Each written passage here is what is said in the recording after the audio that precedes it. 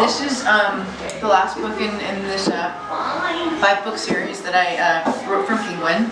It's called The Golden Age of Death, and hopefully it wraps everything up. I don't know if it does or not. I'm a little too close to it. It's sort of like Forest for the Trees. But I had a lot of fun writing it, and it's the first time that I break away from just the like the first-person narrative, and I start including some of the other characters that have been part of the series from the beginning. I was always curious what they were thinking, and I wanted to write about them. So I used the last book to experiment and try something a little different. So I thought maybe I would read a little bit of it for you guys, and then if you have any questions, and then we can do some signing or whatever, and then lots of eating. Because really, we're just here to have cupcakes. That's really the only reason we came here tonight.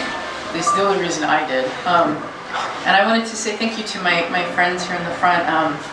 We're part of a writers group together called the Shamers, and I actually dedicated the book to you guys.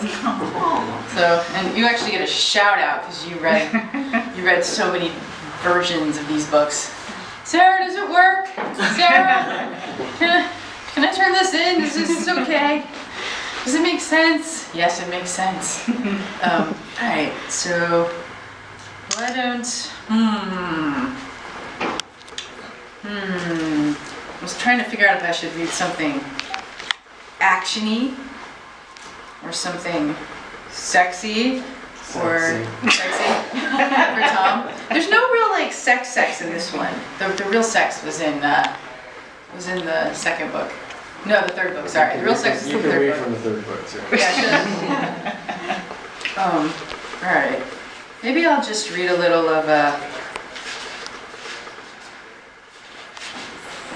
All right, I'm just going to start at the beginning-ish, just to kind of give you a fill-in, and there's dessert involved, and that's kind of sexy. So, my name is Calliope Reaper Jones, and if I were a dessert, I like to think I'd be death by chocolate. Not that I'm looking to turn myself into a chewy, gooey, sugary mess. That's kind of sexy. Anytime in the near future, but if you know me, then you also know my choice of dessert self is not only literal, but kind of meta, too. Because even though I'm still an ocean away from my late 20s, I am the sole proprietor of a bizarre business. One I can honestly say keeps me on my toes 24/7, 365 days a year. I am the 21st century Grim Reaper, death not by chocolate. Seems like a joke, right? I assure you it's not. I am the president and CEO of Death Inc., a multinational conglomerate specializing in the collection and transportation of the recently deceased from Earth to the afterlife. Once there, the souls are released into their own cultural and/or religious sections of heaven and hell, where they are rewarded or punished for their earthly deeds before being recycled back into the soul pool for reassignment. My dad was death before me. I inherited/won the job after he was kidnapped and then murdered by the devil and my older sister Thalia. And though it wasn't a career path I would have previously seen myself pursuing, I've actually discovered I'm not too terrible at the gig. Don't get me wrong, I'm still learning. But luckily, I have peeps in my corner who keep me from embarrassing myself on a daily basis. My brilliant techno-geek younger sister Cleo, my executive assistant Jarvis, who has an encyclopedic knowledge of the afterlife, and my talking hellhound pup Runt, who makes life better just by existing, though she hasn't been around nearly as much as I'd like because she's been helping her dad Cerberus and my boyfriend Daniel clean up hell. After the devil was deposed from office for trying to take over heaven, God installed Daniel as the acting steward of hell, with Cerberus, the former guardian of the north gate of hell, as Daniel's second in command. Together they were dismantling the old bureaucracy and setting up a new business model based on the platform my dad used to revamp Death Inc. Their plan included a complete overhaul of hell, which required doing a lot of community outreach to get the populace involved. I hadn't had a chance to go to hell to see. That's weird sounding so out loud. I hadn't had a chance to go to hell to see what they'd accomplished because I'd been so busy running Death, but my executive assistant Jarvis said they were making slow progress. The kind of reformation Daniel had planned for hell had occurred in Purgatory decades earlier when my dad had taken over Death. Back then, the afterlife had been a much more archaic place, and Purgatory in particular was a cesspool. Instead of being a way station for the recently deceased, it had been used as a penal colony of sorts. Sort of, you know. You're trying, right? Really hard. Jail, sex, same difference, right? Oh no, I've lost myself. Instead of being a way station for the recently deceased, it had been used as a penal colony of sorts, where the dead were locked away in antiquated prison cells on an indefinite basis, with absolutely no recourse to get themselves released back into the soul pool for recycling. My dad had changed everything, forcing the old guard out. So this one's boring. Let's find something. This is just explaining a lot. It's for all the people that haven't read the other 4 books. It's none of you people. Let's find something medium naughty. Come on, there's gotta be something. I was trying to be nice, not like dirty like I normally am with this book. Okay, let's see. No. All right, let's do. Well, you know what? Since there's not a lot of sex, we're just gonna go for some violence.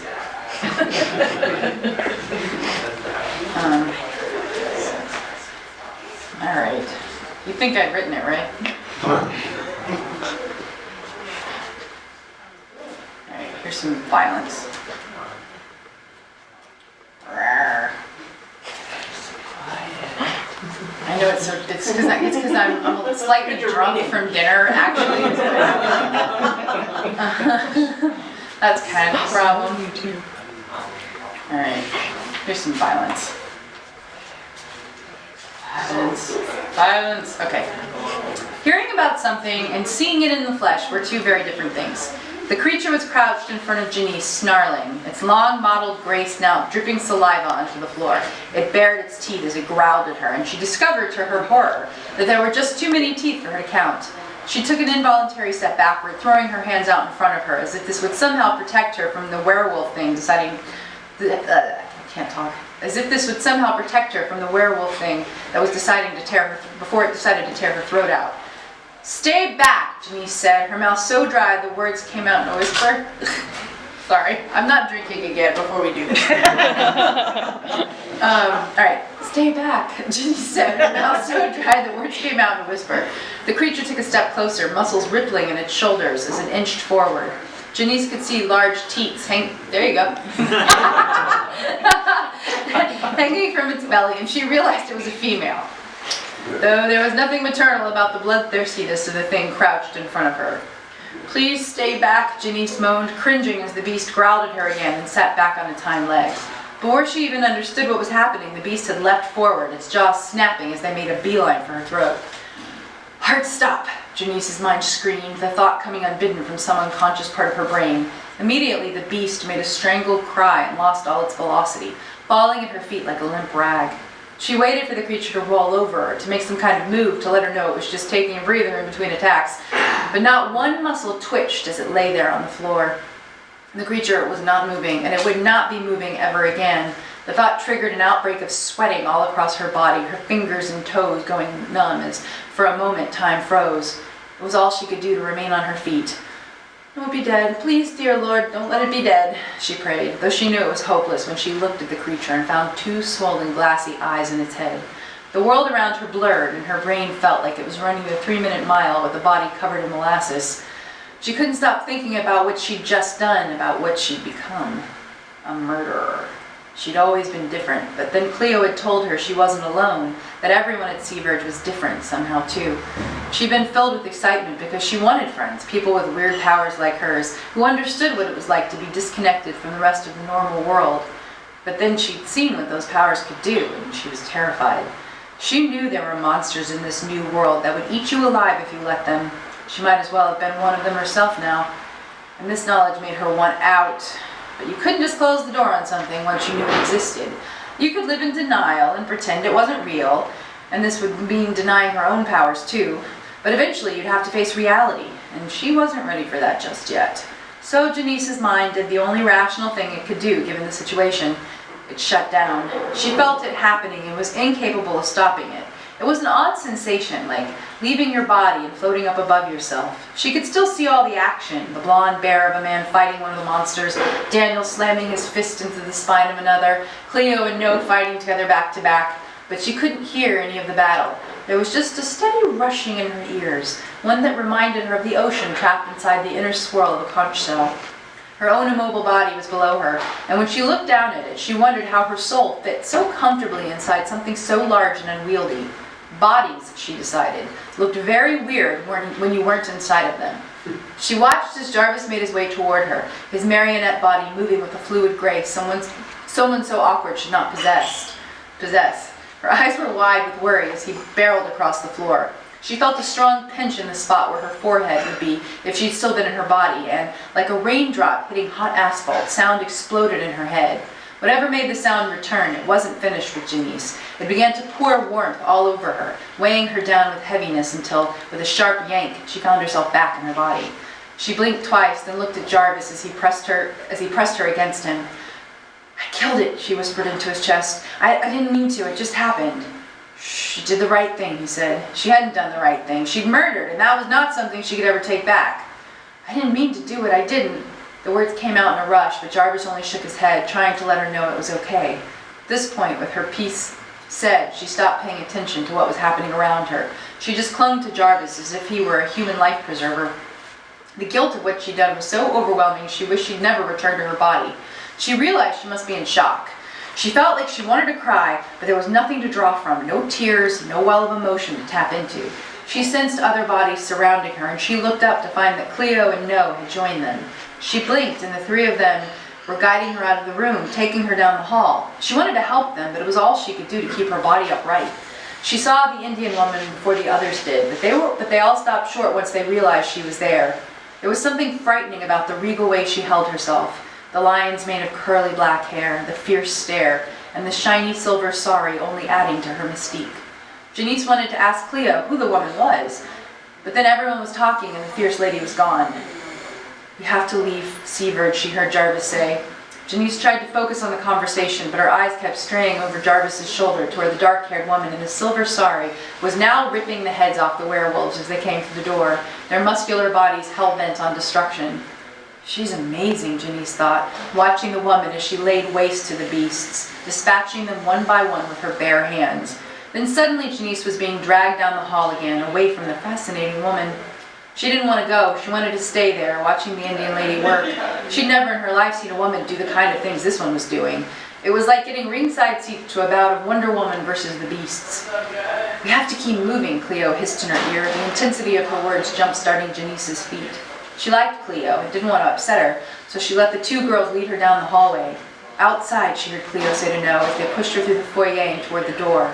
She started to float again, the world blurring as No grabbed the doorknob and turned it, slowly easing the front door open. But something outside the door caught Janice's attention, forcing her back into reality. And that's when she screamed.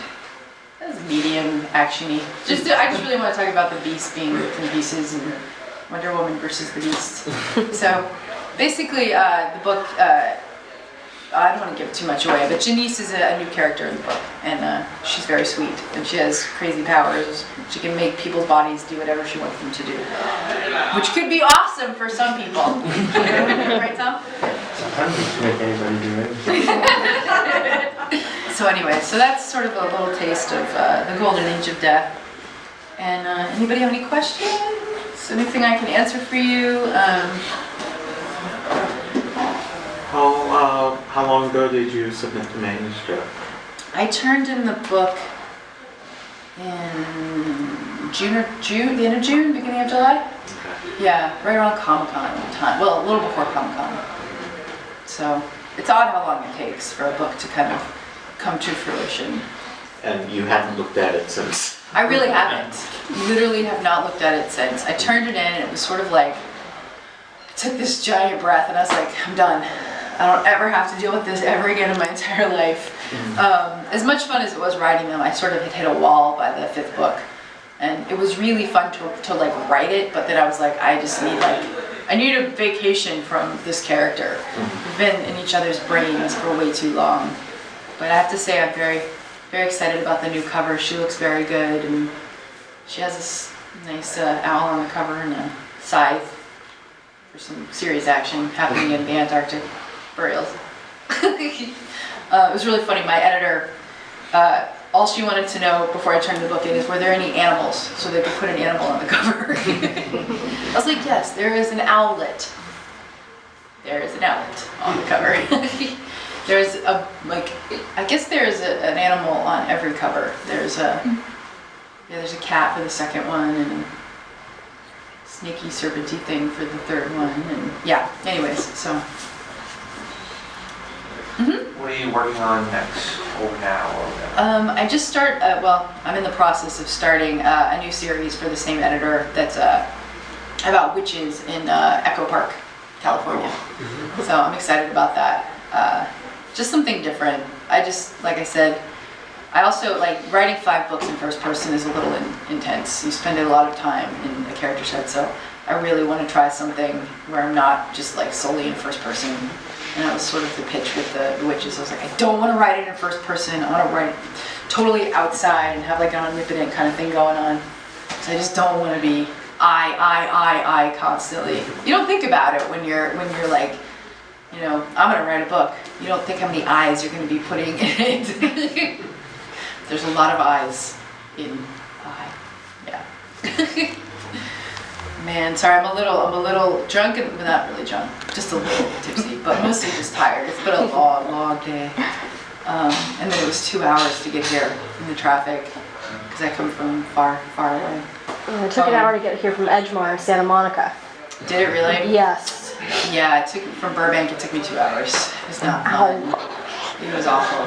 Yeah, so I'm a little frazzled from the drive and frazzled from my glass of wine. It's so little, it's not fair. Any other questions? Can you talk a little bit about the new characters in your new series? Yeah. So the book, for those that don't know, is basically about a girl whose father is Death. Death is run like a corporation, gets kidnapped, and she has to come and run the company, and then it becomes permanent. And in the last book, or sorry, the third book, was sort of like the culmination of like all of that and her finally coming into her own. And she's been sort of helped by her sister Cleo and her executive assistant Jarvis.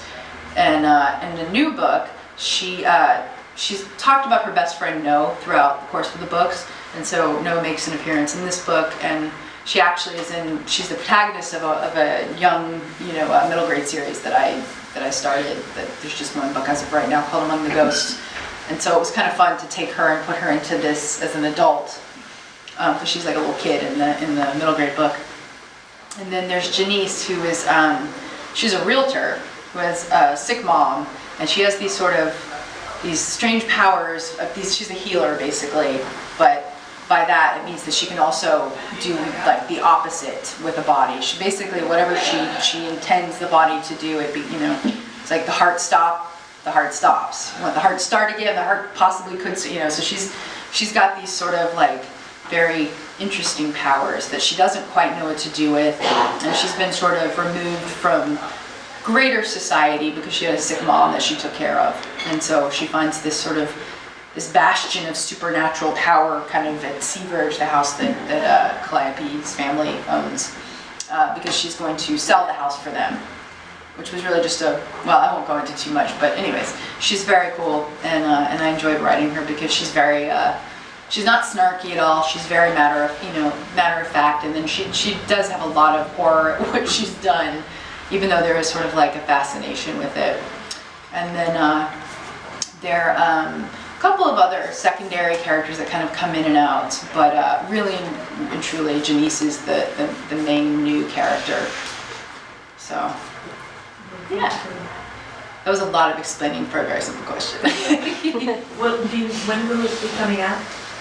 When would it approximately be coming out in the new series? Let's see, it's due in December, so I figured not till summer of 2014 would be my guess. Summer or fall. I wanted to get out of the February slump. It's so cold, right? And winter here in February. I want to be when it's nice and warm in the summer. Yeah, right. When the AC doesn't work. When the AC doesn't work. Yeah. So yeah. Thank you. Any other? So, in the first 3 books, you were playing with particular aspects of death. Yes. The fourth one was kind of a mishmash because you had to bring a lot of things together. Do you focus on a particular first 3 death books here? the first 3 books I did. And then the fourth one, like you said, was sort of like a hodgepodge, it was sort of mixing. And this one actually is more to do with like Old Testament kind of stuff. There's a little bit of like Enoch is sort of in there, and he supposedly wrote the Book of Enoch, which is part of the the apocalyptic canon that's not actually included in. But so there's a bit of like the Old Testament vibe to this one, and Judas might make an appearance at some point. It's definitely more of a Christian mythos in this book than anything else. But it's not super like hardcore. Like I feel like the first 3 books were very much particular things. So I feel like this has that. Just because I wanted to play with the apocalypse, and it's very it is in other mythological lore, but I felt like the really interesting Hellfire and Brimstone, the one we know the best, is the Judeo-Christian apocalypse, and so I wanted to add that to the book. I thought that would be fun. Plus, I just wanted to pull a quote. I had never put a quote in the front of the book before, and I was like, I'm going to do that this time. So there's actually a quote from the Book of Enoch at the very beginning. There's this crazy place called I can never say it properly. Sheol, SHE'OL. Sheol. Sheol, yeah. And it's sort of like it is a purgatorial kind of place in Judaica, kind of where the really kind of heinousy ones go a little bit.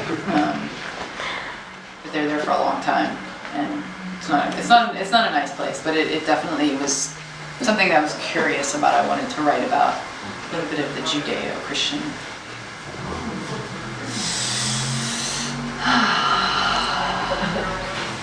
Any other questions? So shy here tonight.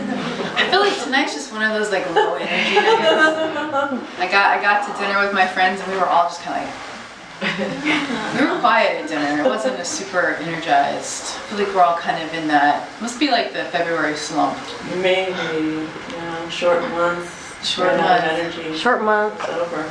You have the colds going around everywhere. Yeah, everyone's been sick. I had the flu. That was not fun. I'm sure you all have had some variation of that. Any other questions? Anybody? This is the first signing that I've been to. So I'll ask something like where, I love the concept, I love the idea. So where did you come up with this sort of get incorporated? It's really just my my thanatophobia, my unnatural fear of death. But it's true. You write about the things that you're sort of frightened of. It's kind of counterphobic, and death has always been something that's very pressing on my mind. And I wanted to write about it, but I wanted to write something positive about it, something that would give me solace. So I was like, well, there are all these different religions and mythological canons, and how can one be right and all the others be wrong? That's always really annoyed me. Because it just seems sort of counterintuitive, especially because a lot of them are very similar. So I decided to create a world where they could all coexist, and that whatever you believed in, that's the part of hell or heaven that you went to, and you spent your time there being punished or rewarded, and then you're kind of put back in, and you get to go out and do it all again. And so I wanted to create something positive with that. I wanted to create a world where it could all exist together. And then I wanted to write about something that I didn't know anything about, which is fashion. So I made this character be really like into that kind of stuff, which is not something that, I mean, you spent time with me, Tom. I'm not fashion forward.